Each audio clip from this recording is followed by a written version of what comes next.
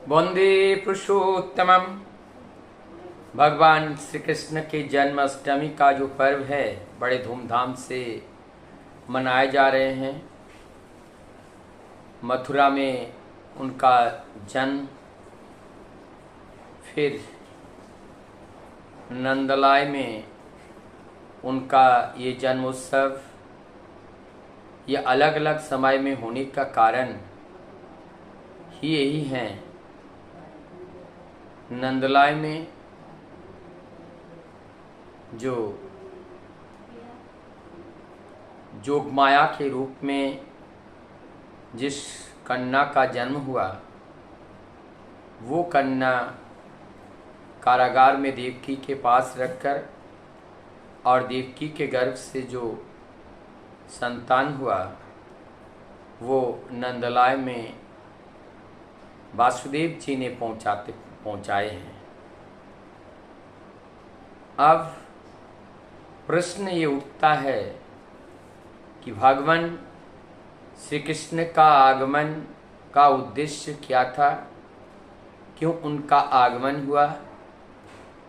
आज उनका जन्म उत्सव मनाया जा रहा है और इसका भी वास्तविक अर्थ हमारे जीवन में क्या है, क्या होना चाहिए, इस विषय पर आज एक दो बातें रखने का प्रयास करेंगे। 5000 से कुछ ज़्यादा वर्ष पहले भगवान श्री कृष्ण का आविर्भाव हुआ था देवकी के गर्भ से। उनका आने का उद्देश्य उन्हीं के ही श्रीमुख से अर्जुन को जो गीता बताया जा रहा था, उस श्रीमद् भागवत गीता जी में भगवान श्री कृष्ण ने इस बात का वर्णन किया कि यदा यदा हि धर्मस्य ग्लानिर्भवति भारत अभ्युत्थानम् अधर्मस्य तदात्मनं सृजाम्यहं परित्राणाय विनाशाय च दुष्कृतं धर्म संस्थापनार्थाय संभावामि युगे युगे। वो दुष्कृतियों की नाश करने के लिए और सुकृतियों की स्थापना करने के लिए भगवान का युग युग में अवतरण होता है और वो किसी न किसी रूप में आते हैं, इसलिए उन्हें युग अवतार के रूप में भी देखा जाता है, कहा जाता है। अब पुरुषोत्तम का आगमन का उद्देश्य क्या है, हेतु क्या है, हम लोगों ने विभिन्न धर्म ग्रंथ एवं महामानव के द्वारा, महापुरुषों के द्वारा, ऋषियों के द्वारा, वेद वेदज्ञों के द्वारा हम सुनते हैं, श्रवण करते हैं। महामानव पुरुषोत्तम के रूप में आविर्भाव होकर कैसे हम एक श्रेष्ठ व्यक्तित्व के अधिकारी बन पाए, जो जहाँ पर हैं वो अपने कर्मकाल फल के मुताबिक प्रारब्ध को भोगने के लिए वो उसी जगह पर आए हुए हैं। लेकिन अगर कोई अच्छा है, अच्छे से और अच्छा कैसे बन पाए, ये रास्ता भागवत की रास्ता होती है, ये रास्ता धर्म की रास्ता होती है, धार्मिक रास्ता होती है, सत्य की रास्ता होती है। सत्य को जब अनुसरण करके चलते हैं तभी हमारे जीवन में परिवर्तन आता है।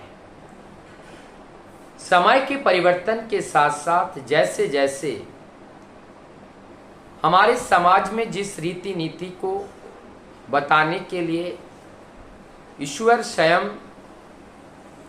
नर रूप में अवतारित होकर हम लोगों को पथ दिखाते हैं, लेकिन जब हम उस पथ को पालन नहीं करते हैं तब हम पतित होते हैं, और ऐसे पतित होते होते पतितों की संख्या जब बढ़ जाती है तो अधर्म का जय जयकार होने लगता है। तब धर्म संकीर्ण एवं संकट में पड़ जाता है, और उसी बेला पर फिर ईश्वर को नर रूप में भगवान होकर के अवतारित होना पड़ता है। ये लीला निरंतर चलती रहती है, इसमें कोई छिपाने वाली बात है ही नहीं। एक बात मेरे समझ में आ रहा है, आज इस भगवान श्री कृष्ण के जन्माष्टमी के पावन बेला पर मैं ये कहना चाहूँगा, प्रत्येक व्यक्ति के जीवन में एक आदर्श की जरूरत होती है, एक गाइडर की जरूरत होती है, एक पथ प्रदर्शक की जरूरत होती है।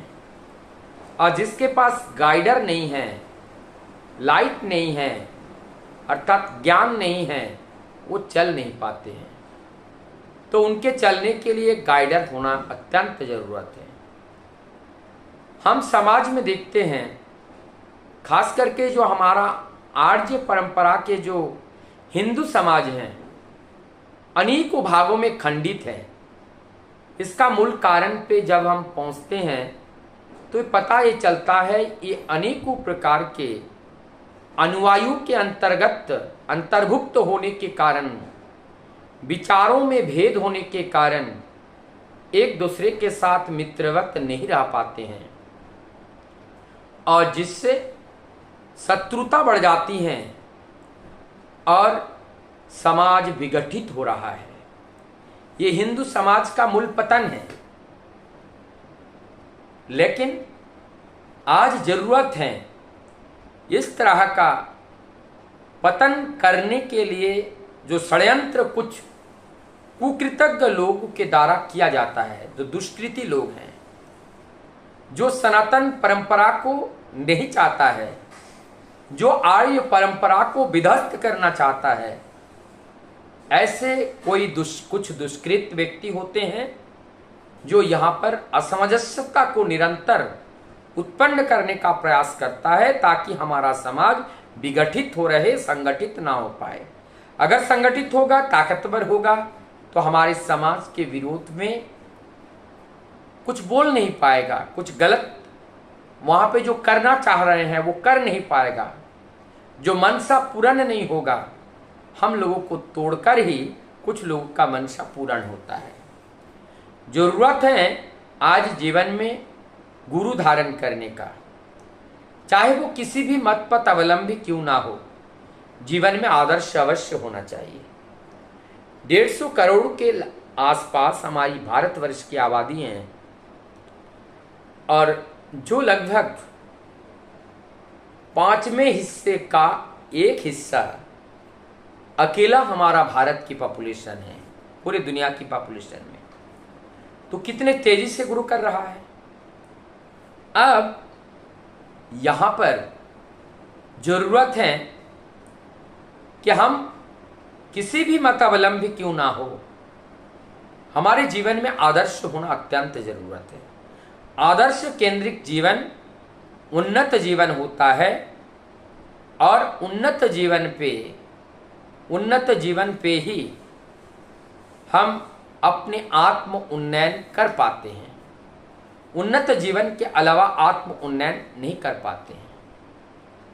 आज हम जिस टॉपिक के ऊपर मुख्यतः फोकस देने का प्रयास कर रहा हूं कि आज त्रेता युग में रामचंद्र जी के जाने के बाद द्वापर युग में भगवान श्री कृष्ण जी के आने की जरूरत क्यों पड़ी? क्योंकि समाज में चारित्रिक पतन और व्यवहारिक पतन, आर्थिक, नैतिक, सामाजिक सब तरीके से पतन होने के वजह से उसको उत्थान करने के लिए स्वयं जो मालिक हैं वो नर रूप में अवतारित होकर के दुष्ट का दमन करता है। तो यदि हम कहें कि भगवान के आने का हेतु क्या है, तो मुझे लगता है उनका हेतु है उनके भक्त के ऊपर जो कष्ट था, भगवान भक्त के कष्ट को सहन नहीं कर पाते हैं, तो भगवान भक्त के कष्ट को दूर करने के लिए धरा पर आते हैं। और आने के बाद जो नरपिशाचों का जो वध होता है, जो असत्य और अज्ञानता का जो पराजय होता है, उसका मूल कारण ही है कि उन्हीं के लिए स्वयं ये मालिक आए नहीं थे, लेकिन उनके भक्त के पथ का कांटा बनकर उन लोगों को प्रताड़ित कर रहे हैं, जिस कांटा को उखड़कर फेंकने के लिए आज स्वयं मालिक अवतारित होते हैं। अब भगवान का जन्माष्टमी है या किसी भी देवी देवता या महान व्यक्तियों का जन्मदिन है, उससे हमारे जीवन में क्या लाभ है? जहां तक मैं समझता हूं, मुझे लगता है, मैं ऐसा समझता हूं कि उन्होंने हमारे जीवन में जैसे चलने के लिए बताया, आज उनके जन्मदिन पर हम चिंतन करेंगे, क्या हम उन्हीं के उस विचारों को अपने जीवन में परिपालित कर पा रहा हूं या नहीं पा रहा हूं। उन्होंने जो दिशा निर्देश दिए थे, क्या मैं उससे चरितार्थ कर पा रहा हूं। उन्होंने सामाजिक, राजनीतिक, आर्थिक और हर दिक से, हर डायरेक्शन से जो जो बातें बता के गए थे, क्या हम उसे मूर्त रूप दे पा रहे हैं? इस बारे में हमें चिंतन करना होगा। यदि कहीं पर खामियां हैं तो उस खामियां दूर कैसे हो सकती हैं, इस बारे में भी सोचना होगा। समाज पतन की ओर जा रहा है, लेकिन उस पतन से उत्थान का रास्ता क्या है, उस बारे में चिंतन करना पड़ेगा। आज घर घर में माता पिताओं का जो दुरावस्था है, उसके लिए भी एक चिंता का विषय है। और भगवान या पुरुषोत्तम के रूप में जब धरा पे आते हैं, वो अपने माता पिता को किस तरह से सेवा करते हैं, उस सेवाप्राण भाव को देखकर हमें उस आदर्श के जीवनचर्या को देखकर अपने जीवनचर्या को ठीक करना है, तभी भगवान खुश होते हैं। नहीं तो ऐसे जन्माष्टमी हजारों आते जाएंगे, हम पालन करते जाएंगे, लेकिन हमारी व्यक्ति, समाज, राष्ट्र, जीवन में किसी भी तरह का परिवर्तन अगर ना आए तो इस तरह का त्यौहार की जो सार्थकता है वो परिपूरित नहीं होती है। और इसकी सार्थकता ही हमारी जीवन की सार्थकता है। और इसे पूरा करने के लिए हम सब लोगों को एकजुट होकर के समाज को बताने के लिए प्रतिज्ञाबद्ध होकर आना पड़ेगा और आकर के दैत्यों के विरोध में छीना तान कर खड़ा होना पड़ेगा और अपने सत्य की रक्षा के लिए अहिंसा कभी कभी करना पड़ता है। और इससे अहिंसा का वास्तविक अर्थ जो है, पहले हम उसको समझे। तो जिस बात को हमने भी बताया कि अहिंसा करना पड़ता है, अहिंसा तो स्वाभाविक रूप से करना पड़ता है, लेकिन अहिंसा कहते किसे हैं? अहिंसा उसे कहते हैं जो सत्य के प्रतिकूल है, वो सत्य के प्रतिकूल के प्रति हिंसा, इसको कहते हैं अहिंसा। ऐसे अहिंसावादी होकर के हमें जीवन को आगे चलाना होगा। निश्चित रूप से हम वीरभद्र वसुंधरा जो कहते हैं, उसको हम पुनः स्थापित कर पाने में सक्षम हो पाएंगे।